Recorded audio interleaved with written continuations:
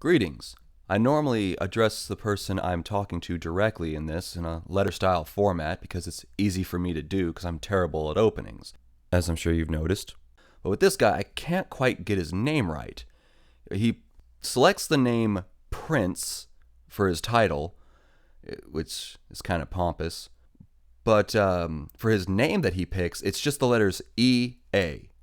Capital E, lowercase a. So it's not like it stands for anything. It's like the abbreviation of each. I don't know if he's Prince Each or if he's Prince or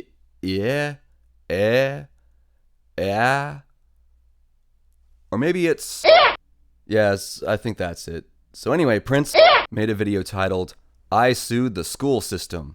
Yeah, it's about as dumb as it sounds. So to just kind of give you the rundown to start, he's sort of like that I hate religion but love Jesus guy. He's pretty much a direct clone of that guy, but instead of spouting religious nonsense, he just spouts regular old nonsense. Buckle up, you're in for a ride.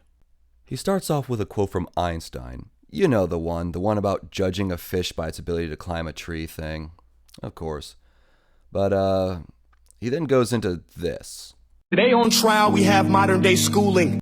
I warned you. Oh, and it gets worse. He then immediately goes on to say this little gem. Glad you could come. I know, what a dick, right? He then goes on to make an argument that emotionally could be very compelling, but when you break down the logic of it, it's really just him bitching about school's hard now. Observe. Not only does he make fish climb trees, but also makes them climb down and do a 10-mile run. Yeah, it's like, quit your bitchin', Prince. The school system, by and large, is actually much easier than it was a century ago or 150 years ago. So he continues on with his bullshit tirade about, school's too hard for the kids and it's making them into robots and such, before he actually makes his first kinda sorta point. Now, I want you to pay attention to this point because it's very important. I call school to the stand and accuse him of killing creativity. Now, you may be thinking to yourself, Leggy, you sexy stallion. Okay, you weren't thinking that, but you were thinking to yourself, Leggy, why is that part so important? Well, because this is his actual first major claim of the video, and you would think that the first piece of evidence would match or support his first claim, correct? Well, let's see if it does. Okay, Prince. What is your first piece of evidence? Exhibit A. Here's a modern day phone. Recognize it? Here's a phone from 150 years ago. Ah, yes, the telephone. That is something that has changed a lot in 150 years, yes. Stay with me. Here's a car from today, and here's a car from 150 years ago. Big difference, right? Well, that's not a car. A car from 150 years ago actually looked more like a steam engine, and it wasn't pulled by a horse. But I get your basic point. Yes, automobiles have changed quite a lot in the last 150 years. So yes, there is a big difference. You just didn't show it for some reason. Well, get this. Here's a classroom of today, and here's a class we used 150 years ago. No, that's a class from maybe about 50 years ago, judging from the clothing and the hairstyles. But I don't see your point. Oh wait, sorry. Let's try again. Well, get this. Here's a classroom of today, and here's a class we used 150 years ago. No, still not getting it. Just go ahead and move on. Go ahead and explain this. Now ain't that a shame? No, still ain't got it. What's supposed to be a shame?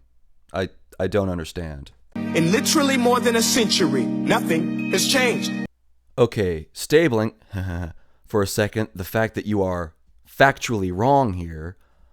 Wouldn't that just be a testament to the efficacy of the educational system? Like, wow, look at how much phones have changed in the last 150 years as a result of this unchanging educational system. And look at all these innovations to automobiles that have happened in the last 150 years, all from a, once again, unchanging educational system, which has bred all of these advanced innovations. Oops, you kind of just shot yourself in the foot, didn't you? But it's okay, friend. because, once again, what you said is factually wrong, and I will remind you of this statement later when you are disproven. I did a background check on you and let the record show that you were made to train people to work in factories.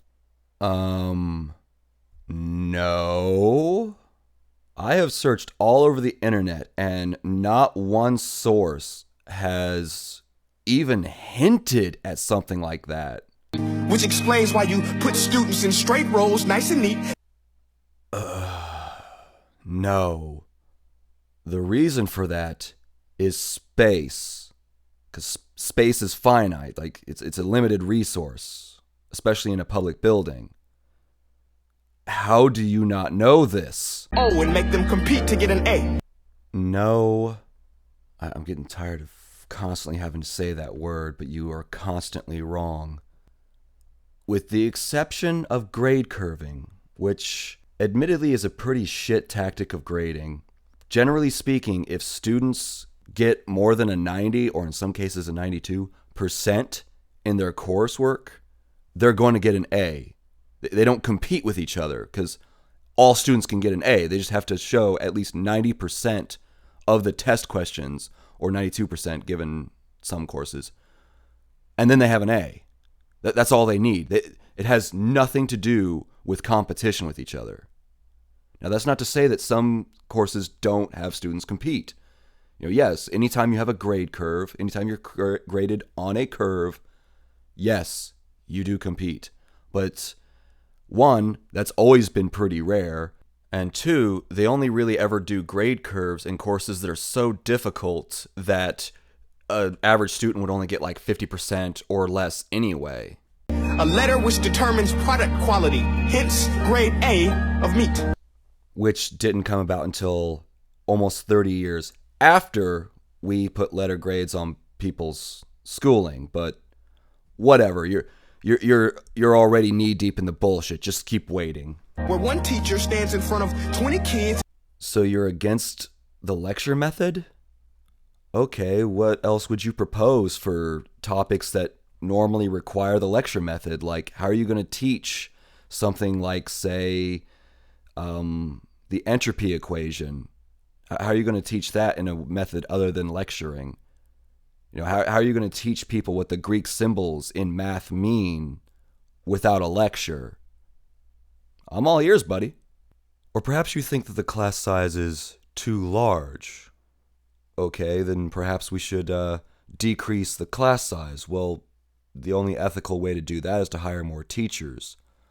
But one of the things you further suggest later in your video is teachers should earn just as much as doctors, which is simply just preposterous. It's like you're screaming at us going, we need to have our cake, and we simply must eat it too. Rights, Curricula are created by policymakers, most of which have never taught a day in their life.